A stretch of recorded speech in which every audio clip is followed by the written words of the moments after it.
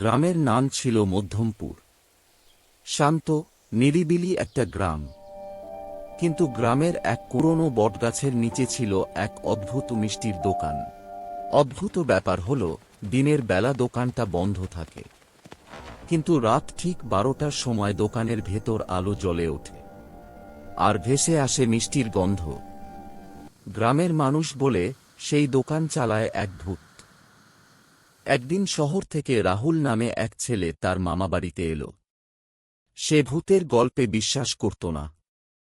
রাতে গ্রামের ছেলেরা তাকে বলল, তুই যদি সাহসী হোস তাহলে আজ রাত 12টায় ওই দোকানের সামনে গিয়ে দাঁড়া। রাহুল চ্যালেঞ্জটা গ্রহণ করল।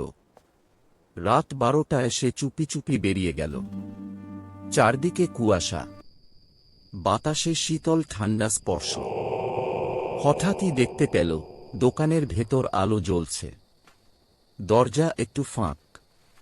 ভেতরে তাকিয়ে রাহুল দেখল একজন বৃদ্ধ মিষ্টিওয়ালা সাদা ধুতি পাঞ্জাবি পরে ধীরে ধীরে সন্দেশ বানাচ্ছে।